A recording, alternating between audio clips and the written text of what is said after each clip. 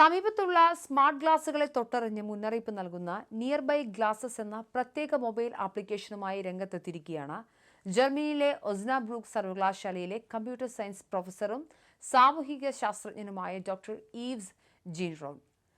വസ്ത്രത്തിലോ കണ്ണടയിലോ ഒളിഞ്ഞിരിക്കുന്ന ക്യാമറകൾ നമ്മെ നിരീക്ഷിക്കുന്നുണ്ടോ എന്ന് തിരിച്ചറിയാൻ ഈ ആപ്പ് സഹായിക്കും. ബ്ലൂടൂത്ത് സിഗ്നലുകൾ സ്കാൻ ചെയ്താണ് നിയർ ബൈ ഗ്ലാസസ് പ്രവർത്തിക്കുന്നത്. പരിസരത്ത് സ്മാർട്ട് ഗ്ലാസുകളുടെ സാന്നിധ്യം കണ്ടെത്തിയാൽ ആപ്പിൽ ഒരു കാനറി പക്ഷിയുടെ ചിത്രം തെളിയുകയും മാറ്റങ്ങൾ അറിയിക്കുകയും ചെയ്യും. കൽക്കരി ഖനികളിൽ വിഷവാതക സാന്നിധ്യം മുൻകൂട്ടി തിരിച്ചറിയാൻ പണ്ടുകാലത്ത് കാനറി പക്ഷികൾ ഉപയോഗിച്ചിരുന്ന രീതിക്ക് സമാനമാണിത്.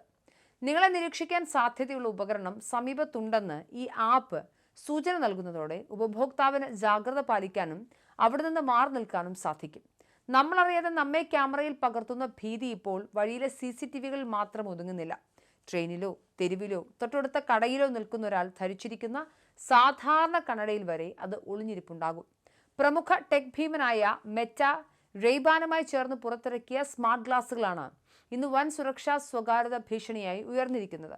പുറമെ സാധാരണ കണ്ണടയെന്ന് തോന്നിപ്പിക്കുമെങ്കിലും രഹസ്യ ക്യാമറയും മൈക്രോഫോണും നിർമ്മിത ബുദ്ധിയും അടങ്ങിയ ഈ ഉപകരണങ്ങൾ ആളുകളുടെ അറിവോ സമ്മതമോ ഇല്ലാതെ ദൃശ്യങ്ങൾ പകർത്തുവാൻ സഹായിക്കുന്നു.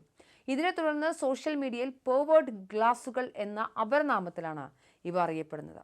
പണവും പ്രശസ്തിയും ലക്ഷ്യമിട്ട് സ്മാർട്ട് ഗ്ലാസുകൾ ദുരുപയോഗം ചെയ്യുന്ന പുതിയ പ്രവണതയാണ് ഡോക്ടർ ഈവ്സിനെ ഇത്തരമൊരു ആപ്പ് നിർമ്മിക്കാൻ പ്രേരിപ്പിച്ചത്.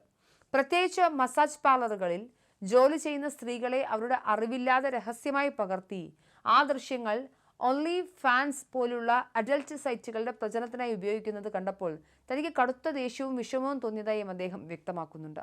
ഇതിനു പുറമെ കുടിയേറ്റക്കാരുടെ കേന്ദ്രങ്ങളിൽ നടക്കുന്ന പരിശോധനകളും മറ്റും ഇത്തരം ഗ്ലാസുകൾ ഉപയോഗിച്ച് ചിത്രീകരിക്കുന്നത് കടുത്ത മനുഷ്യാവകാശ ലംഘനമാണെന്നും അദ്ദേഹം ചൂണ്ടിക്കാണിച്ചു.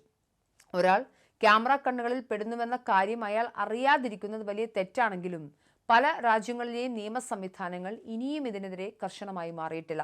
ഒരു സാങ്കേതിക വിദ്യ ഏറ്റവും കൂടുതൽ ദോഷകരമായി ബാധിക്കുന്നത് സമൂഹത്തിലെ ദുർബല വിഭാഗത്തെയാണ്. പ്രത്യേകിച്ച് സ്ത്രീകളും കുട്ടികളും അവരുടെ അനുവാദമില്ലാതെ രഹസ്യമായി ചിത്രീകരിക്കപ്പെടാനും ആ ദൃശ്യങ്ങൾ ഇന്റർനെറ്റിലൂടെ പ്രചരിപ്പിക്കപ്പെടാനുമുള്ള സാധ്യത വളരെ കൂടുതലാണ്. സോഷ്യൽ മീഡിയയിലെ വ്യൂസിനും ലൈക്കുകൾക്കും വേണ്ടി മറ്റുള്ളവരെ അപമാനിക്കുന്ന തരത്തിലുള്ള ദൃശ്യങ്ങൾ പ്രചരിപ്പിക്കുന്നത് അൽഗോരിതങ്ങൾ പ്രോത്സാഹിപ്പിക്കുന്നുവെന്ന് ഡോക്ടർ ഈവ്സ് ആരോപിക്കുന്നുമുണ്ട്.